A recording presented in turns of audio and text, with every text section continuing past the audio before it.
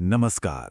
आज हम Ashwani container movers के आईपीओ का एक पूरा डीप डाइव एनालिसिस करने वाले हैं। ये एक ऐसी कंपनी है जो भारत के लॉजिस्टिक्स हाईवे पर अपनी जगह बना रही है। तो चलिए मिलकर पता लगाते हैं कि क्या ये आईपीओ आपके निवेश के लिए सही है या नहीं। तो देखिए, कहानी बिल्कुल सीधी है। एक लॉजिस्टिक्स कंपनी है जिसके पास बहुत सारे ट्रक हैं और अब वो शेयर बाजार के बड़े दरवाजे यानी एनएसई पर दस्तक दे रही है। लेकिन यहाँ एक छोटा सा ट्विस्ट है। ये एक एसएमई आईपीओ है। इसका सीधा मतलब ये है कि इसमें मुनाफा भी बड़ा हो सकता है, लेकिन साथ ही साथ इसमें रिस्क भी उतना ही ज्यादा है। पहला, आईपीओ की डिटेल्स क्या हैं? दूसरा, कंपनी आखिर करती क्या है? तीसरा, इसके फाइनेंशियल्स कितने मजबूत हैं?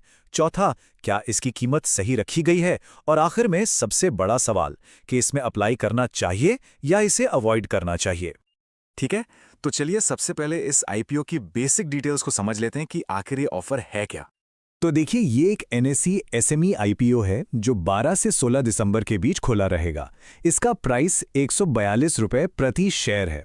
अब यहां ध्यान देने वाली बात यह है कि इसमें कम से कम आपको 2 लॉट यानी 2,84,000 रुपए लगाने होंगे, जो रिटेल निवेशकों के लिए काफी बड़ी रकम है। अच्छी बात यह है कि ये पूरा का पूरा फ्रेश इशू है, जिसका मतलब है कि सारा पैसा सीधा कंपनी की ग्रोथ में लगेगा, किसी प्रमोटर की जेब में नहीं जाएगा। चलिए, अब जरा कंपनी के बिजनेस मॉडल को समझते हैं कि आखिर अश्वनी कंटेनर मूवर्स काम कैसे करती है। अगर मैं आपको बिल्कुल आसान भाषा में समझाऊं, तो ये कंपनी उन बड़े बड़े ट्रकों की मालिक है जो दूसरी कंपनियों के लिए सामान ढोते हैं, जैसे फार्मा का सामान, ऑटो पार्ट्स या इंजीनियरिंग प्रोडक्ट्स को फैक्ट्री से बंदरगाह तक ले जाना और बंदरगाह से फैक्ट्री तक लाना। ये एक B2B यानी बिजनेस टू बिजनेस मॉडल है। कंपनी के स्केल का अंदाजा आप इसी बात से लगा सकते हैं कि इनके पास 300 से भी ज्यादा ट्रकों का एक बड़ा बेड़ा है जो दिन रात देश की सड़कों पर माल पहुंचा रहा है। कंपनी का जो मुख्य काम है वो महाराष्ट्र और गुजरात के सबसे व्यस्त ट्रेड रूट्स पर होता है। एक तरह से आप कह सकते हैं कि ये मुंबई, पुणे, अहमदाबाद एक्सप्रेसवे के बेताज बादशाह हैं, जहां देश का सबसे ज्यादा व्यापार होता है। अब ये जानना बहुत जरूरी है कि आईपीओ से जो पैसा आएगा उसका इस्तेमाल कहां होगा। तो देखिए, एक बहुत बड़ा हिस्सा लगभग 42.5 करोड़ रुपए कंपनी अपना कर्ज चुकाने में इस्तेमाल करेगी, जिससे कंपनी की बैलेंस शीट मजबूत होगी। और इसके अलावा करीब 8 करोड़ रुपए से 22 नए ट्रक भी खरीदे जाएंगे, जिससे बिजनेस को और बढ़ाया जा सके। चलिए, अब आते हैं सबसे जरूरी हिस्से पर। कंपनी की आर्थिक सेहत कैसी है? जरा इसके नंबर्स का एक्सरे करके देखते हैं। अगर हम रेवेन्यू को देखें तो FY23 से FY25 तक इसमें एक अच्छी स्टेडी ग्रोथ दिख रही है, जो कि एक पॉजिटिव साइन है। लेकिन असली कहानी तो इसके प्रॉफिट में है। आप देखिए, FY24 में प्रॉफिट सिर्फ 1.38 करोड़ था, जो FY25 में अचानक से उछलकर 11.45 करोड़ हो गया। ये लगभग 8 गुना की छलांग है, जो देखकर थोड़ी हैरानी होती है और कुछ सवाल भी खड़े होते हैं। ये बार चार्ट इस कहानी को और साफ कर देता है। FY24 की छोटी सी बार के सामने FY25 की ये विशाल बार देखिए।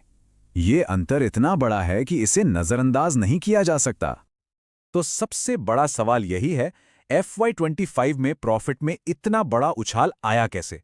क्या ये ग्रोथ आगे भी बनी रहेगी या ये सिर्फ एक बार की बात थी? खासकर जब हम देखते हैं कि FY24 में प्रॉफिट इतना कम था, तो कंपनी की कंसिस्टेंसी पर एक सवालिया निशान तो लग ही जाता है। एक और आंकड़ा जो ध्यान खींचता है वो है कंपनी पर कर्ज। आईपीओ से पहले कंपनी पर लगभग 62.57 करोड़ रुपए का कर्ज था। हाँ, लॉजिस्टिक्स जैसे बिजनेस में कर्ज होना आम बात है, लेकिन ये रकम काफी बड़ी है। और जरा ये नंबर देखिए, FY25 के लिए रिटर्न ऑन नेटवर्थ है 76.82%। ये तो बिल्कुल रॉकेट की रफ्तार वाला रिटर्न है, जिस पर यकीन करना मुश्किल है। लेकिन हमें ये याद रखना होगा कि ये शानदार आंकड़ा सिर्फ और सिर्फ FY25 के उस एक जबरदस्त प्रॉफिट वाले साल की वजह से है। तो अब आते हैं मुद्दे की बात पर। क्या इस आईपीओ की कीमत सही है और ग्रे मार्केट इसके बारे में क्या इशारा कर रहा है? अगर हम इसकी तुलना इसी के जैसे दूसरे बिजनेस जैसे प्राणिक लॉजिस्टिक्स और प्रीमियर रोड लाइन से करें, तो इसका पीई रेशियो लगभग 12.40 के आसपास है। इसका मतलब है कि आईपीओ को फेयरली वैल्यूड रखा गया है, यानी कंपनी आपसे बिल्कुल ठीक ठीक दाम मांग रही है, न ज्यादा सस्ता न ज्यादा महंगा। कोई खास डिस्काउंट यहां नहीं मिल रहा है। और अब देखते हैं ग्रे मार्केट प्रीमियम यानी GMP को, जो लिस्टिंग के दिन के उत्साह का एक अंदाजा देता है। इसका जीएमपी लगभग 0 से 2 रुपए के बीच चल रहा है, जिसका मतलब है 0% से 1.4% का लिस्टिंग गेन। ये साफ संकेत है कि बाजार में लिस्टिंग के दिन किसी बड़े मुनाफे की उम्मीद बिल्कुल नहीं है। तो इन सभी पॉजिटिव और नेगेटिव बातों को मिलाकर हमारा आखिरी फैसला क्या होना चाहिए? तो एक तरफ अच्छी बातें हैं, जैसे FY25 का शानदार प्रॉफिट, आईपीओ के पैसों का अच्छा इस्तेमाल और सही वैल्यूएशन। लेकिन दूसरी तरफ नेगेटिव बातें भी हैं, जैसे जीरो जीएमपी, ज्यादा कर्ज, प्रॉफिट ग्रोथ में उतार चढ़ाव और एसएमई होने का अपना एक अलग रिस्क। अगर किसी का मकसद सिर्फ लिस्टिंग के दिन पैसा कमाना है तो फैसला बिल्कुल साफ है, इसे अवॉइड करें, क्योंकि जीएमपी बिल्कुल ठंडा है। इसलिए लिस्टिंग पर किसी बड़े मुनाफे की उम्मीद करना समझदारी नहीं होगी। हाँ, अगर कोई लंबी अवधि के लिए निवेश करना चाहता है और साथ में ज्यादा रिस्क लेने की हिम्मत रखता है तो वो अप्लाई करने के बारे में सोच सकता है। लेकिन मैं फिर कहूंगा, ये सिर्फ हाई रिस्क वाले निवेशकों के लिए है। ये एक तरह का दांव होगा कि कंपनी FY25 की अपनी शानदार परफॉर्मेंस को आगे भी जारी रखेगी। आप इस आईपीओ को एक ट्रक की तरह समझ सकते हैं।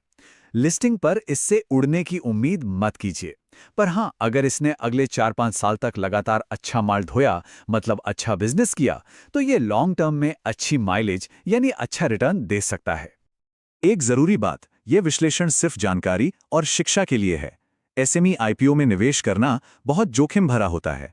कोई भी निवेश करने से पहले कृपया अपने फाइनेंशियल एडवाइजर से सलाह जरूर लें। अगर आपको यह विश्लेषण पसंद आया हो और इससे कुछ सीखने को मिला हो तो हमारे चैनल को लाइक और सब्सक्राइब करना बिल्कुल मत भूलिएगा। देखने के लिए बहुत बहुत धन्यवाद। मिलते हैं आपसे अगले विश्लेषण में।